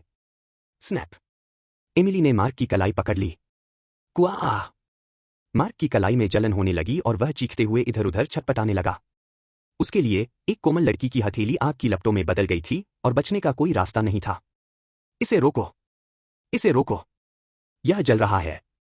दर्द हो रहा है, दर्द हो रहा है। मुझे आपका भाव बहुत पसंद आया। थप्पड़। एमिली ने अपने दूसरे हाथ से छटपटाती आत्मा के चेहरे को पकड़ लिया। उफ। छी। आह। मुझे बख्श दो, मुझे बख्श दो। हालांकि उसे अपने चेहरे और कलाई के जलने का दर्द महसूस हुआ, लेकिन वास्तव में कोई आघात नहीं हुआ था। आप पहले ही मर चुके हैं। हाँ, क्योंकि उनकी मृत्यु पहले ही हो चुकी थी। अब बचने का कोई रास्ता नहीं था, चाहे उसे कितना भी दर्द क्यों न हो। हम तो मर चुके हैं, तुम्हें पता ही है। और चूंकि परलोक जैसी कोई चीज नहीं है, इसलिए भले ही मैं अच्छे कर्म करूं और संत बन जाऊं, मैं अपने माता पिता से नहीं मिल पाऊंगा। बस करो। उफ। आह। इसलिए मैं अपने इस आक्रोश की हर एक बूंद तुम पर उंडेल दूंगा। लेकिन मार्क्स मानो अपना मानसिक संतुलन खो चुका था, उसकी बेताब चीखें एक पल के लिए भी नहीं रुक रही थीं। धीरे धीरे अपना शरीर घुमाते हुए मैंने फिंडेन और डेया की ओर इशारा किया। चलिए चलते हैं। लड़कियों के लिए कुछ ऐसे रूप होना स्वाभाविक है जिन्हें वे दूसरों को दिखाना नहीं चाहती। क्या? फिर जो दो लोग स्थिति को नहीं समझ पाए, वे असमंजस भरे चेहरों के साथ मेरे पीछे पीछे बाहर आ गए। कमरे से निकलने से पहले मैंने एमिली की ओर एक नजर डाली, जिसने मेरी ओर सिर झुकाया। अभी सब कुछ खत्म नहीं हुआ है। मैं आपके लिए एक समारोह की तैयारी करूंगी, इसलिए कृपया थोड़ा और इंतजार करें। धन्यवाद। अंतिम वादा करने के बाद टकराना। मैंने दरवाजा बंद कर दिया। हताशा भरी चीखें काफी देर तक गूंजती रहीं। रोबर्न अकादमी। तुम्हारी हिम्मत कैसे हुई? डीन ने गुस्से में मेज पर मुक्का मारा। वर्डी परिवार का पत्र उसके नीचे कुचला हुआ पड़ा था। यह डीन द्वारा भेजे गए पत्र का जवाब था, लेकिन यह एक खाली पन्ना था, मानो कहने के लिए कुछ था ही नहीं। जैसे ही उसने वह पत्र देखा जिसमें ईश्वर का उनकी सहायता न करने का इरादा दर्शाया गया था, डीन के माथे की नसें उभर आईं, जो हमेशा एक भरवां भालू की तरह गर्मजोशी भरा आभास देता था। लेकिन जिस बात ने उन्हें वास्तव में परेशान किया, वह ऐसा जवाब नहीं था, बल्कि मौजूदा स्थिति और उनकी बेबसी थी। इस दुस्साहस के बावजूद उसे डेउस वर्डी की आवश्यकता थी। इसका जल्द ही उद्घाटन होने वाला है। अकादमी जल्द ही खुलने वाली थी और छात्र अपनी छुट्टियों से वापस लौट रहे थे, साथ ही नए छात्र भी आ रहे थे। विशेष रूप से इन नवागंतुकों में बहुत सारे बड़े सितारे हैं। ग्रिफिन साम्राज्य की राजकुमारी से लेकर विभिन्न प्रतिष्ठित परिवारों से ताल्लुक रखने वाले असाधारण प्रतिभावान लड़के लड़कियों तक, छात्र इतने उत्कृष्ट थे कि प्रोफेसर पहले से ही संभावित स्वर्णिम छात्रों को देखने और उन्हें पढ़ाने के लिए उत्साहित थे। उन्हें समझ नहीं आ रहा था कि इस साल नए छात्रों में इतने सारे लंबे कद के लोग क्यों थे, जो असामान्य लग रहा था। लेकिन खैर, मौजूदा स्थिति से निपटना जरूरी था। क्या कोई रास्ता नहीं है? जब डीन किसी समाधान के बारे में सोचते हुए अपने माथे की मालिश कर रहे थे, तभी प्रोफेसर गिदोन ने दरवाजा खटखटाते हुए कार्यालय में प्रवेश किया। उसके पीछे एक ऐसा व्यक्ति खड़ा था जिसे केवल अशुभ ही कहा जा सकता था, काले रंग का चोला पहने और काले कपड़े से अपना चेहरा ढके हुए, जबकि उसके हाथ में एक छड़ी थी जिस पर विचित्र, डरावनी सजावट थी। डीन, मुझे इस मामले को सुलझाने के लिए एक व्यक्ति मिल गया है। ओह! यह एक अप्रत्याशित खबर थी जिसकी उसने कभी उम्मीद भी नहीं की थी। डीन अचानक उठ खड़े हुए। मेज को जोर से पटकते हुए उन्होंने आशा भरी निगाहों से पूछा, आपके पीछे कौन है? जी हाँ, बिल्कुल सही। वही जादूगर है जिसे मैंने बड़ी मुश्किल से खोजा था। जी हाँ, नेक्रोमैंसर। डीन ने तुरंत भौहें चढ़ा ली। एक नेक्रोमैंसर वह होता है जो काले जादू के मार्ग पर चलता है। इसका मतलब था, क्या वह अपराधी नहीं है? एक ऐसा अस्तित्व जिसने ग्रिफिन साम्राज्य के नियमों का उल्लंघन किया। एक प्रकार का रोगाणु जिसे अकादमी में कदम रखने की अनुमति नहीं दी जानी चाहिए। जी हाँ, बिल्कुल सही। लेकिन डीन, क्या अभी यह जरूरी है? सत्र शुरू होने ही वाला है। छात्रों के वापस आने से पहले हमें इस मामले को सुलझाना होगा। मुझे पुजारी ज्यादा पसंद है। डीन सोच रहा था कि क्या उस पुजारी को लाना सही होगा जिसके बारे में वह कुछ दिनों से सोच रहा था, लेकिन गिदोन के पीछे खड़े जादूगर ने हंसते हुए उपहास किया। क्या आप उन बेवकूफों की बात कर रहे हैं जो घुटने टेक कर भगवान से प्रार्थना करते हैं? बस करो। वे सत्र शुरू होने के बाद भी प्रार्थना करते रहेंगे। अहम। यह बात बिल्कुल सच थी। इसके अलावा पुजारियों द्वारा भूत भगाने में बहुत पैसा खर्च होता था, लेकिन यह ठीक से पुष्टि करना असंभव था कि यह सफल रहा या नहीं। मुझे पूरा यकीन है, अगर हम आत्माओं को डराएंगे और उन्हें पीड़ा पहुंचाएंगे तो वे तुरंत भाग जाएंगी। जब जादूगर हंसते हुए बोल रहा था तो डीन के दिल में एक अजीब सा विश्वास पनपने लगा। हाँ, क्या हम अकादमी को बचाने के लिए नियम में ढील नहीं दे सकते? डीन ने सिर हिलाया और जादूगर से हाथ मिलाने का अनुरोध किया। कृपया हमारी मदद करें। चिंता मत करो, मैं अभी शुरू करता हूं। यह एक दिन के भीतर पूरा हो जाना चाहिए। हाथ मिलाने से इनकार करने वाला जादूगर बाहर की ओर चल पड़ा। ठीक उसी समय उसकी मुलाकात एरिका ब्राइट और करेन से हुई, जो डीन के कार्यालय जा रही थी। डीन नहीं चाहता था कि उन्हें पता चले कि वे क्या करने वाले हैं, लेकिन डीन के कुछ कहने से पहले ही गिदोन मुस्कुराया और बोल पड़ा। आप दोनों भी इसका अनुसरण कर सकते हैं। अब सब कुछ सुलझ गया है। हाँ? एरिका को बात समझ नहीं आई, इसलिए उसने भौहें चढ़ा लीं, लेकिन करेन ने उसके पीछे खड़े आदमी को देखते ही समझ लिया कि उसका क्या मतलब था। आप एक जादूगर को लाए हैं। वे बहुत ही दुर्लभ होते हैं। अच्छा, भाड़े के सैनिकों के रूप में बहुत काम करने से तुम काफी ज्ञानी और तेज बन गए हो। इसी तरह करेन और एरिका भी समूह में शामिल हो गई। गिदोन के बगल में खड़े होने से बचने की कोशिश करते हुए एरिका दृढ़ निश्चय के साथ आगे बढ़ी और काले कपड़े पहने उस व्यक्ति के बगल में खड़ी हो गई। एक बात पूछूं तुमसे? कुछ भी। जादूगर ने खिलखिलाकर हंसी और एक सहज मुस्कान दी। एक अप्रिय भावना उमड़ पड़ी, लेकिन एरिका ने उसे दबाने की कोशिश की और पूछा। अकादमी में एक प्रोफेसर हैं जो अजीबोगरीब घटनाओं के घटित होने से पहले ही परिस्थितियों से अवगत थे। उसकी बातें सुनकर न केवल जादूगरों बल्कि अन्य लोगों के कान भी खड़े हो गए। यह देउस की कहानी थी। क्या आपको पता है कि उस प्रोफेसर को यह बात कैसे पता चली? है, जादूगर ने हल्की सी हंसी हंसी जिसे समूह में मौजूद हर कोई उपहास के रूप में पहचान सकता था। कभी कभी ऐसे लोग होते हैं जिन्हें मृतकों के प्रति गहरी संवेदनशीलता होती है, लेकिन बस इतना ही। जरा सोचिए, वे तो बस तीसरे दर्जे के लोग हैं जिन्हें सिर्फ भागना आता है। वे मेरे जैसे राक्षसों को न तो वश में कर सकते हैं और न ही दबा सकते हैं। क्या यही कारण नहीं है कि अकादमी अभी भी ऐसे दुष्ट आत्माओं से भरी पड़ी है? क्या सच में? एरिका ने मन ही मन राहत की सांस ली। सच कहूं तो जैसे जैसे वह मामले की तह तक जाती जा रही थी, उसे लग रहा था कि प्रोफेसर ड्यूस काले जादू में शामिल है। सौभाग्य से इस अजनबी के शब्दों के अनुसार ऐसा प्रतीत नहीं हो रहा था। उफ, एक मामूली क्षमता के साथ इतना तुच्छ पत्र भेजना। हाँ, प्रोफेसर ड्यूस ने अपने पद पर पुनः स्थापित होने का सुनहरा अवसर गवा दिया। गिदोन हंसा और डीन के प्रति सहानुभूति जताई, जिस पर डीन ने नाक सिकोड़ते हुए कहा, कोई बात नहीं। एरिका ने अनसुना करने का नाटक किया और जादूगर से सवाल पूछना जारी रखा। दरअसल मैं एक बुरी आत्मा की तलाश कर रहा हूं। रुकना। यह कहते हुए जादूगर भी वहीं रुक गया। यह चौथी मंजिल के गलियारे के ठीक बीच में था। चलिए यहीं से शुरू करते हैं। इसे इमारत का केंद्र माना जा सकता है। ये शब्द कहते ही जादूगर ने तुरंत अपना डंडा जमीन पर पटक दिया। उसके भीतर से मिट्टी के बुलबुले उठने की तरह भारी मात्रा में माना ऊर्जा निकलने लगी और जल्द ही उसने एक व्यक्ति की हथेली का आकार ले लिया। लेकिन माना पाम की उंगलियां फैलती गईं और उनके सिरे भी हथेली का आकार लेने लगे। देखते ही देखते जादूगर का जादू कुछ ही सेकंड में सैकड़ों हथेलियों में बंट गया। और उन हथेलियों के भीतर पीड़ा से कराहते मृतकों के चेहरे देखे जा सकते थे। वह एक बेहद कुशल जादूगर है। प्रोफेसर गिदोन, आपने उसे कहां से ढूंढा? इस स्तर की कुशलता के साथ अगर वह छिपने का ठान ले तो कोई भी उसे नहीं ढूंढ पाएगा।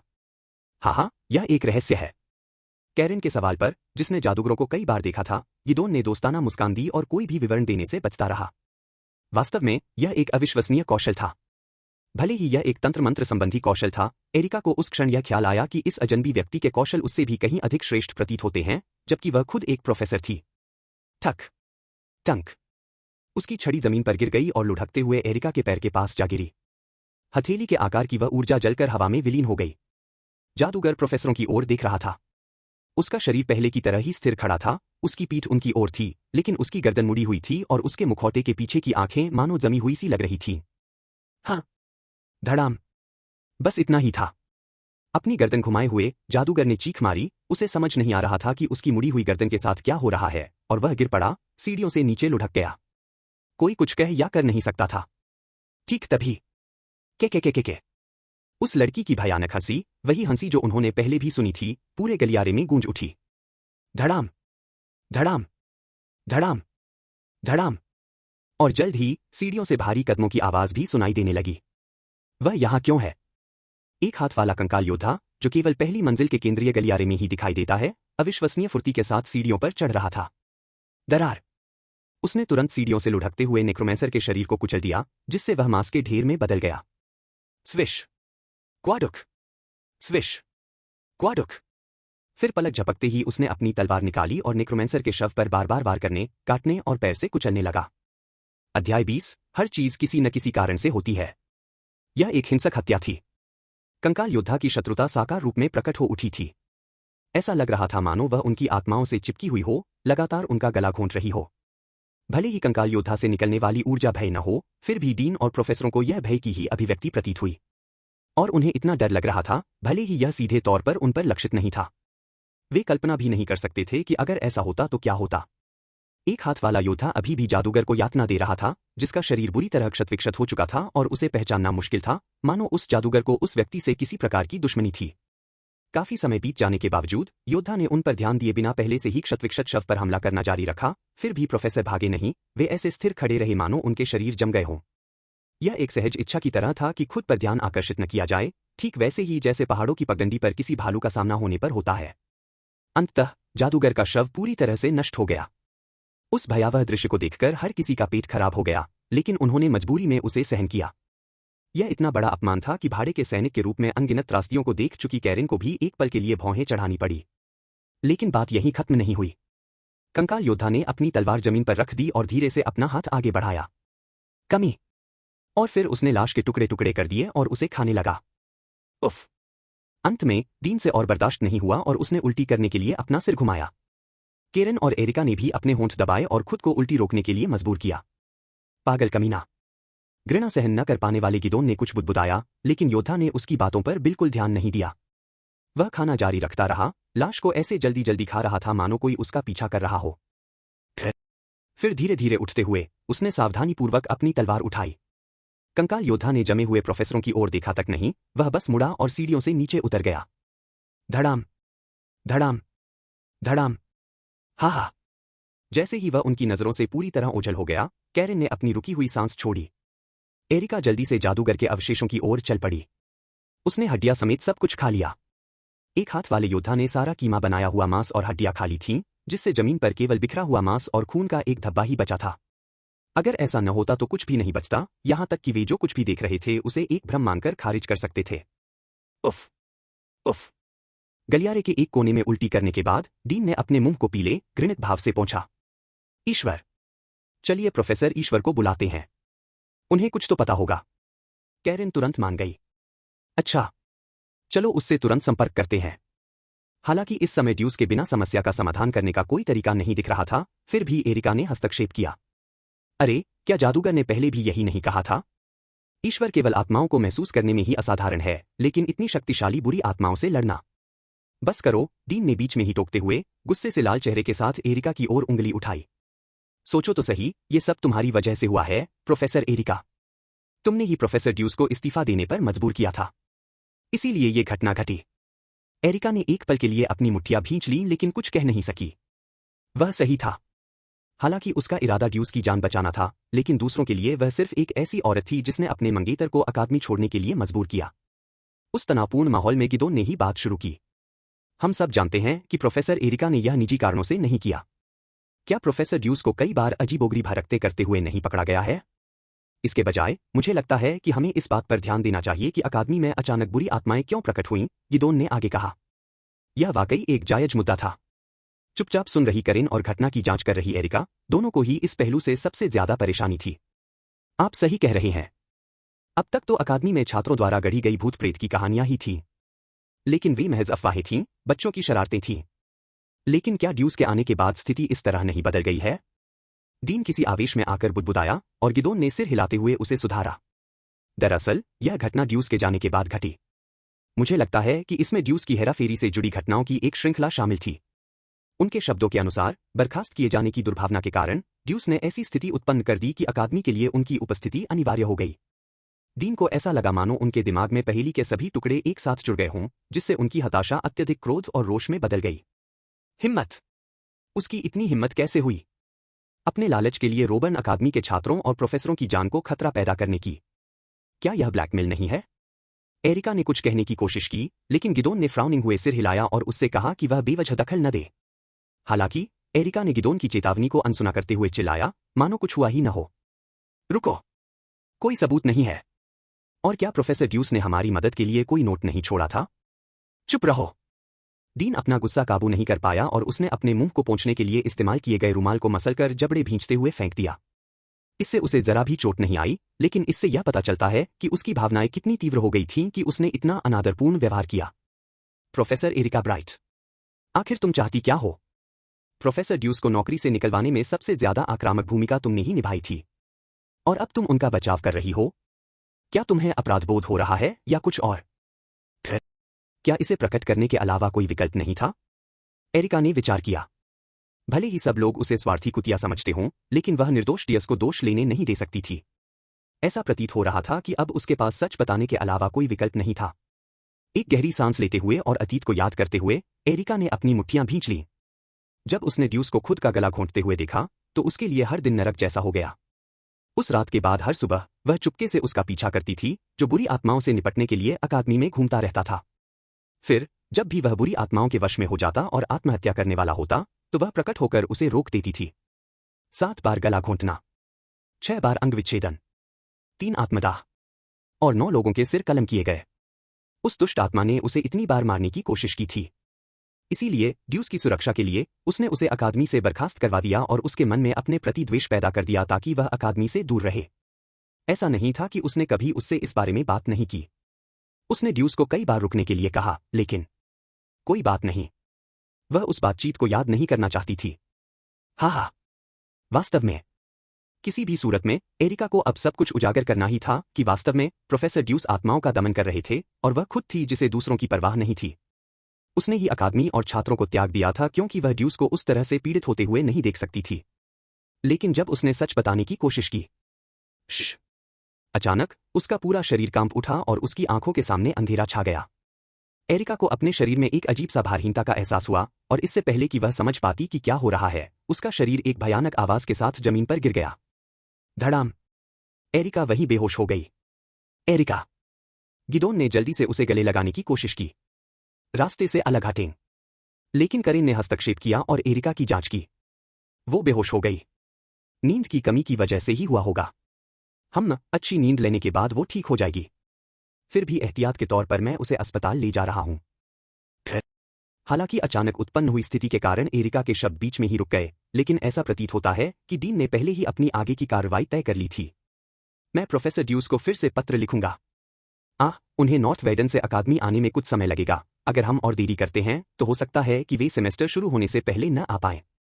फिर डीन ने दांत पीसते हुए कहा, सभी घटनाक्रम सुलझ जाने के बाद हम प्रोफेसर ड्यूस को जवाबदेह ठहराएंगे। अगर मामला सुलझ जाता है तो उनके लिए अपने गृहनगर लौटना आसान नहीं होगा। अब समय के साथ मुकाबला करना था। छात्रों का मूल्यांकन करना आखिरकार बुरी आत्माओं से भी ज्यादा डरावना था। उन्हें चीजों को व्यवस्थित करने के लिए कहने के बाद डीन तेज सिरदर्द के साथ अपने कार्यालय लौट आए। ईश्वर को पत्र लिखने के विचार मात्र से ही उसका सिरदर्द और भी बढ़ गया और निराशा से उसका दिल तेजी से धड़कने लगा। उसे अस्वीकार कर दो। क्या आप गंभीर हैं? हमेशा की तरह दिया 5 मिनट के लिए मेरे कमरे में आई। उसने हाथ में पकड़े पत्र को लहराते हुए हैरानी भरे चेहरे से पूछा। मुझे नहीं पता कि उसने मुझसे बिना पूछे मेरा पत्र क्यों पढ़ा। खैर कोई बात नहीं।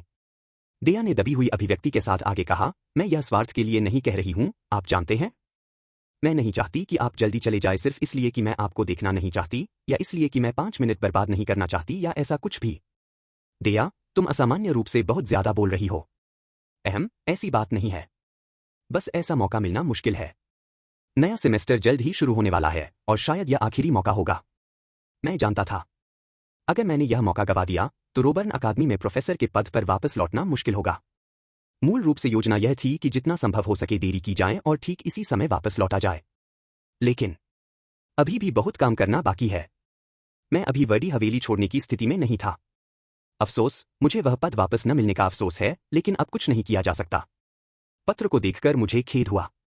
डीन द्वारा शोध सामग्री और वित्तीय सहायता का वादा वाकई मेरे लिए बेहद उत्साहजनक था। आखिरकार यह एक अपरंपरागत प्रस्ताव था जिसने दिया को भी तुरंत आकर्षित कर लिया था। और भले ही डीन ने मुझे ऐसे लाभों का वादा न किया होता, मैं रोबर्न अकादमी के स्वर्णिम पीढ़ी के छात्रों के साथ सीधी दोस्ती कर सकता था, जहां मुख्य पात्र और कई महत्वपूर्ण पात्र मौजूद होते। लेकिन अंत में मैंने फिर भी हार मानने का फैसला किया। क्या यह एमिली की वजह से है? हाँ। डियास के चेहरे पर निराशा का भाव देखकर भी मैंने शांत भाव से उत्तर दिया। उस छोटी बच्ची का गुस्सा अभी पूरी तरह शांत नहीं हुआ था। इसके अलावा मेरा इरादा न केवल उसे बल्कि हवेली के चारों ओर मौजूद सभी बुरी आत्माओं को भी बचाना था। यह मेरी जादूटोने की विद्या के भविष्य के लिए एक आवश्यक कदम था। जब एमिली का जिक्र आया तो डिया ने कुछ पूछने की इच्छा से अपना मुंह खोला, लेकिन फिर उसे बंद कर लिया। क्लिक करें। 5 मिनट बीत चुके थे। बिना किसी झिझक के डिया मुड़ी और मेरे कमरे से चली गई। इसी दौरान फिंडन एस के पास आते कदमों की आहट गूंज उठी। जैसे ही फिंडन अंदर आया, मैंने पहले से मोड़े हुए नक्शे को खोला और अपनी कलम उठाई। अगर मैं भीतर से मदद नहीं कर सकता तो मुझे बाहर से मदद करनी होगी। अंततः लक्ष्य महाद्वीप के विनाश को रोकना था। इसलिए नायक की मदद करने के लिए प्रोफेसर होने के अलावा भी कई तरीके थे। पेन नक्शे पर स्थानों को चिन्हित करता रहा, जिनमें खेल के प्रमुख एपिसोड या वे स्थान शामिल थे जहां से महत्वपूर्ण वस्तुएं प्राप्त की जा सकती थीं। कोई पूछ सकता है कि अकादमी में बची हुई बुरी आत्माओं का क्या होगा? खैर, मैंने उस हिस्से को छोड़ देने का फैसला किया। सोचे तो यह अजीब है, क्योंकि भले ही गेम में भूतों या आत्माओं पर आधारित एपिसोड थे, लेकिन वे इतने ज्यादा नहीं थे जितने इसमें हैं। क्या यह मेरी वजह से है? क्या मेरी मौजूदगी की वजह से हालात इस हद तक पहुंच गए? या तो मेरी वजह से हालात इस मुकाम तक पहुंचे हैं, या फिर मूल गेम में भी हालात ऐसे ही थे, और जब नायक ने अकादमी में प्रवेश किया तो बुरी आत्माएं सुप्तावस्था में चली गई होंगी। लेकिन क्या यह कुछ ज्यादा ही अटपटा नहीं था? क्या नायक भी ऐसा कर सकता है? जिसका अर्थ था सांस। अगर मैंने उनके साथ इतनी ज्यादा छेड़छाड़ न की होती तो बुरी आत्माएं शायद अपने आप ही सो रही होती। क्या वास्तव में मामला है? धड़ाम। जैसे ही मैंने अपना पेन नीचे रखा, मैंने अपनी भौहें सिकोड़ी और आंखें बंद कर लीं और कुर्सी की बैकरेस्ट पर पीछे की ओर झुक गई। वास्तव में क्या शांति से सो रही दुष्ट आत्माएं मेरी उपस्थिति मात्र से जाग उठीं? मैंने इसके बारे में कितनी बार सोचा। मैंने कितनी बार परिकल्पनाएं बनाई। कई बार सोचने के बाद मैंने फिर से उसी प्रश्न पर विचार किया। मेरा जवाब, जो अकादमी के समय से ही लगातार बना हुआ था, अंततः वही रहा। ऐसा नहीं हो सकता। सभी चीजों के पीछे कोई कारण होता है। जैसे कि डिया मुझसे इतनी नफरत करती है कि मेरा चेहरा देखते ही उसे घिनाती है। जैसे एरिका ब्राइट ने मेरी जिद्दीपन की वजह से मुझे नौकरी से निकलवा दिया था। जैसे कि मार्क्स की उपस्थिति से इनगोल चुंग फिर से जागृत हो गया। जैसे हवेली के तहखाने से अब भी धीमी धीमी चीखें आ रही हों। जैसे मेरी कलाई पर गहरा घाव। इसलिए अकादमी की आत्माओं के भी इस तरह व्यवहार करने के अपने कारण होंगे। मैंने सांस छोड़ी। फिर मैंने दोबारा कलम उठाकर नक्शे पर रोबर्न अकादमी का स्थान चिन्हित किया।